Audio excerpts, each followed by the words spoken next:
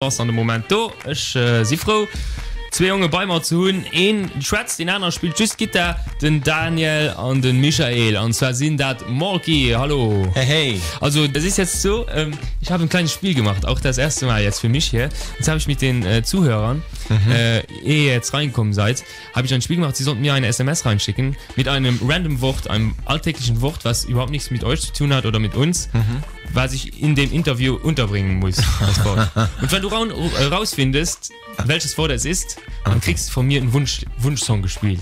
Wie das hier so klassisch auf dem Radio. Sehr gut, das erinnert mich an die Schule früher. Ja, super. Lehrer-Bingo. Ja, ein bisschen Radio-Bingo. Ja, Radio-Bingo. Also musst du auch aufpassen dann ein bisschen. Ne? Kommt wir zu euch. Morgi hört man sich an, findet man schön und glaubt, ja, ist cooler Soul-Pop aus England oder so. Soul-Pop? Ja. Ist das Wort? Ein bisschen so.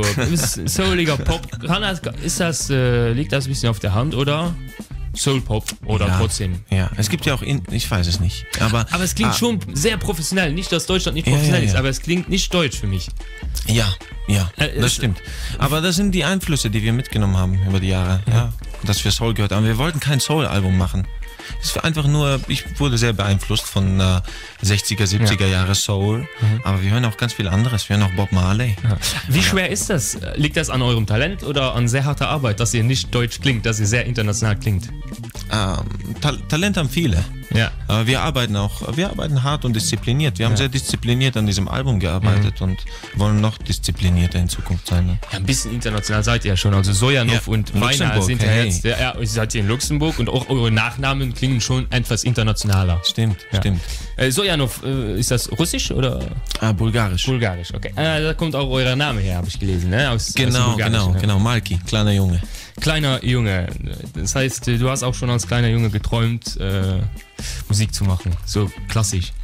Wahrscheinlich, ja. 2013 erste EP, Diamonds, und habt sofort euer eigenes Label dafür gegründet. Davor schon, ja. Ja, warum hat eine Band auf einmal entschieden, sein Label zu gründen? Weil normalerweise ist das nicht der klassische Weg. Man macht Musik, macht ein Album, aber nicht sofort ein eigenes Label gründen.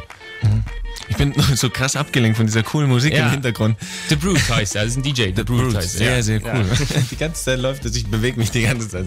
Aber ist gut, ja. Aber wie war die Frage nochmal? Wie schwer das ist, ein eigenes Label zu gründen, weil es nicht der normale Weg einer Band ist? Erstmal nicht so schwer. Okay. Dann kommt sehr viel Bürokram dazu und dann will man alles selber machen. Ja. Und dann bricht man zusammen bei der Aufgabe und dann findet man sich Partner, die einem dabei helfen. Aber warum gründet man ein Label, bevor man überhaupt eine EP rausbringt? Aus einem Idealismus heraus, ja. Okay. Einfach, ja. Weil man sich vorstellt, dass das irgendwann in goldenen Lettern an einem riesigen Büro stehen wird und so. Träume, ja.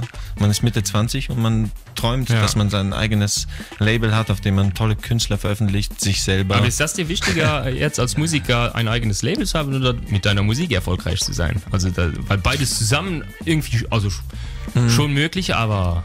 wir haben erstmal wirklich mit uns begonnen. Das war ein Nebenprodukt, dieses Label. Und wir haben sehr schnell, also du wächst durch die Aufgaben. Hol dir noch eine Aufgabe dazu, dann umso besser. Dann ist es noch also warum nicht?